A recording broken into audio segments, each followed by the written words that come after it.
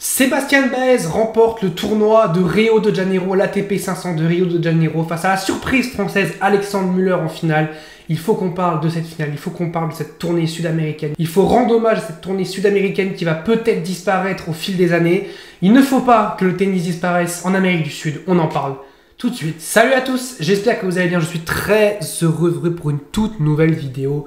Et aujourd'hui, on va évidemment parler de cette finale de Rio de Janeiro, mais plus globalement de cette petite tournée sud-américaine de 3 semaines. Elle a été raccourcie d'une semaine cette saison, mais cette petite tournée sud-américaine de 3 semaines qui nous régale, qui régale les joueurs. On n'a que des morts de faim qui vont jouer ces tournois-là, où les têtes d'affiche souvent se prennent un mur parce qu'elles se prennent des joueurs qui ont envie de jouer des matchs de folie, et on l'a eu notamment Alexander Zverev qui a perdu à Buenos Aires et à Rio de Janeiro, Holger Rune qui a perdu à Buenos Aires, voilà, bref, on a quand même pas mal de belles surprises. Et puis cette finale, Baez qui conserve son titre, c'est la première fois qu'un joueur remporte 2 fois Rio, et lui le fait 2 fois de suite, première fois que voilà, Baez remporte 2 fois de suite le tournoi de Rio, c'est exceptionnel, face à Alexandre Müller que personne n'attendait, qui avait battu Fonseca au premier tour.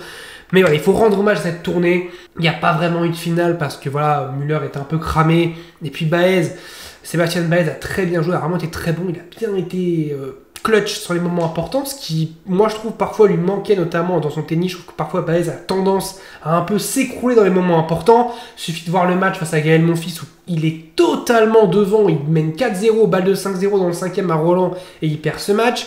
Notamment aussi, il a le break dans le 5e face à Caso, là en début de saison, l'Open d'Australie. Et je trouve que Baez, il y a des moments où il est un petit peu fébrile. Et là, il n'a pas vraiment été. Il y a eu ce petit moment, ce petit laps de temps où Müller se fait briquer à 2-1, il revient, il mène 3-2 et on sent que Baez, il est un peu tendu. Le jeu d'après, il s'encourage et puis on le voit d'ailleurs, Baez ne perd plus un jeu à partir de ce moment-là. Il a été vraiment très solide tout au long du match et vraiment Baez impressionnant cette tournée sur ce tournoi de Rio. Et il faut aussi évidemment rendre hommage à Alexandre Müller qui a fait un parcours de dingue, vraiment exceptionnel. Personne ne l'attendait en finale, surtout pour un Européen. C'est très compliqué pour un Européen, sauf un Espagnol, de se retrouver en finale. Mais souvent, il joue des Argentins, des Brésiliens, des Espagnols, des joueurs qui sont nés et qui vont mourir en jouant sur terre battue, des joueurs qui ne font que ça, qui font 80, 90%, voire 99% de leur match sur terre battue. Il bat Joao Fonseca au premier tour qui va gagner Buenos Aires. Alors je sais ce que vous allez me dire, oui, il fallait qu'il enchaîne Buenos Aires, Rio, avec l'attente qu'il avait au Brésil. Mais quand même, il faut quand même le battre. Et voilà, il a dit qu'il était frais en plus. Fonseca il a dit qu'il était plutôt en forme physiquement, que c'est plutôt mentalement qu'il n'a pas été au rendez-vous, que ça a été un peu trop lourd à porter. Et j'ai envie de dire heureusement parce que voilà, il est jeune. Derrière, il bat Etcheverry, qui est jamais un joueur évident à jouer, qui a fait quart de finale à Roland en 2023, mais qui est un joueur toujours dangereux à jouer, un Argentin. Derrière, il enchaîne avec Francisco Cerundolo, qui est l'un des meilleurs Argentins sur le circuit actuellement, avec Sébastien Baez justement, mais qui est un des meilleurs joueurs argentins, qui avait battu Zverev la semaine passée, qui avait fait finale face à Fonseca, donc qui bat les 2 finalistes de Buenos Aires. C'est très très fort ce qu'a fait Müller. Et il fait un gros match contre Cerundolo, qui a manqué un peu de carburant, il l'a dit, mais ouais, mais c'est le but de ces tournées-là, c'est faut avoir du carburant. Cerundolo ne l'a pas eu, Müller l'a eu. Et puis cette demi face à Cometsana qui semblait ouverte, et qui était ouverte évidemment, mais il a battu le tour d'avant Zverev sur un match complètement dingue, où Zverev mène 4-1 dans le 3e, il ne doit jamais perdre ce match. Et il le perd notamment, il y a un point 4-4 Caranta, il a 2 pénaltys, il y a même Cometsana, il s'arrête de jouer pendant le point, il gagne quand même le point, c'est fou. Bref, Zverev qui a été très décevant cette tournée, mais on va y revenir justement. Mais voilà, Müller qui se retrouve en finale, il est un peu cramé. On a senti que il a manqué un peu de carburant, voilà, il a manqué un peu son tennis qui est très créatif. Et justement, cette tournée-là, elle oblige les joueurs à être créatifs. Et il a manqué un peu de créativité face à Baez qui a été très constant sur son coup droit, très solide, il a très peu raté sur le coup droit. Vraiment, un Baez impressionnant, j'ai trouvé très très bon Baez qui est vraiment très bon. Cette tournée sud-américaine, aussi c'est un peu... Il est un peu chez lui, alors là Rio c'était au Brésil, mais voilà, il est en Amérique du Sud, il est dans son jardin, il a gagné Rio l'an dernier, il regagne cette année, c'est très solide ce qu'a fait Baez, qui avait en plus le joueur qui était un peu avec la pancarte, qui était un peu le joueur à abattre de cette tournée, parce que c'était lui, il a gagné plein de points sur cette tournée, il a gagné plus de matchs l'année dernière cette tournée-là, et il continue. Alors à Buenos Aires, il est un peu déçu, mais là, il continue à être impressionnant, et il gagne Rio, il enchaîne Rio, parce qu'il a quand même 500 points à défendre, il aurait pu tomber bien bas dans le classement, et au final, il fait plus que limiter la casse, puisqu'il perd 0 points, puisqu'il se retrouve avec 500 points de perdu, mais 500 points qu'il récupère direct en gagnant Rio, donc c'est totalement fou. Et moi, ce dont je veux parler, c'est cette tournée américaine, cette tournée avec le tournoi de Buenos Aires. On a déjà perdu un tournoi, c'était à Cordoba. On a eu Cordoba pendant quelques années, qui était la semaine avant Buenos Aires, qui a disparu malheureusement, qui n'est plus un tournoi ATP. C'est dommage parce que cette tournée était dingue, avec 4 semaines, on avait un mois. Et maintenant, on a perdu une semaine, on a Buenos Aires, Rio de Janeiro, qui est l'ATP 500 de cette tournée, avec ce décor sublime du Brésil, vraiment, avec voilà, ces lumières aussi, cette terre battue spécifique aussi en Amérique du Sud, qui n'est pas la même qu'en Europe. Et puis, même, on a des joueurs aussi, voilà, des morts de faim. À l'époque, on avait des Del Bonis, des Ramos Vinolas. Là, maintenant, on a des Pedro Martinez, des Sébastien Baez, des Francisco Cerundolo, des Hugo Carabelli, des Comesana. Que des joueurs, voilà, qui ne sont pas vraiment connus du grand public. Voilà, c'est pas des joueurs comme ça qui font cliquer le spectateur, le téléspectateur qui ne connaît pas vraiment le tennis. Mais ce sont des joueurs, voilà, qui sont valeureux, qui sont des guerriers. Il faut aussi valoriser ces joueurs-là. Et c'est pour ça que cette vidéo que je fais aujourd'hui, elle est pour rendre hommage à ces joueurs, à ces morts de faim, à ces guerriers, à ces gladiateurs sur terre battue, à ces joueurs qui, voilà, bouffent de la terre battue matin, midi, soir, qui ne font que ça, qui ne pensent qu'à la terre battue. Et puis d'ailleurs, quand ils sont hors de terre battue, ils sont un peu perdus, mais ces joueurs-là, et vraiment, voilà, je veux leur rendre hommage. Et puis ce tournoi aussi de Santiago qu'on a maintenant cette semaine, on va avoir Santiago. Voilà aussi, voilà, on a eu Moutet qui avait fait finale ou demi-finale, qui avait fait un match de fou contre Jarry. Voilà, il avait rendu fou Jarry, qui était pourtant le local de Santiago. Mais voilà, une tournée où aussi on découvre des pépites. Joao Fonseca qui a remporté Buenos Aires, premier titre l'an dernier. Et surtout Joao Fonseca qu'on avait découvert l'année dernière, qui avait fait quart de finale à Rio, qui avait battu notamment Arthur Fils, qui avait fait un très mauvais match Arthur Fils, mais Fonseca avait été très bon. Et puis on avait découvert aussi un jeune joueur, je ne sais pas si vous connaissez, Carlos Alcaraz, qui en 2020 remporte à Rio de Janeiro son premier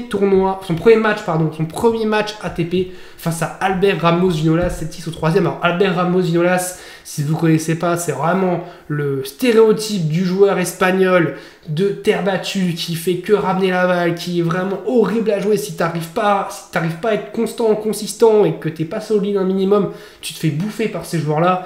Et là, Alcaraz qui avait été étincelant sur ce match-là et qui avait déjà montré une belle palette de jeu, une belle palette offensive, un excellent Alcaraz qui plus tard remportera maintenant 4 grands chelems, qui a été numéro 1 mondial, et ben voilà, qui a une bonne petite carrière pour le moment. Mais ce que je veux dire, c'est qu'on a plein de joueurs qu'on découvre. On a eu aussi notamment la folie avec Juan Manuel Cerundolo qui gagne Cordoba, et la semaine d'après Francisco Cerundolo qui gagne Buenos Aires.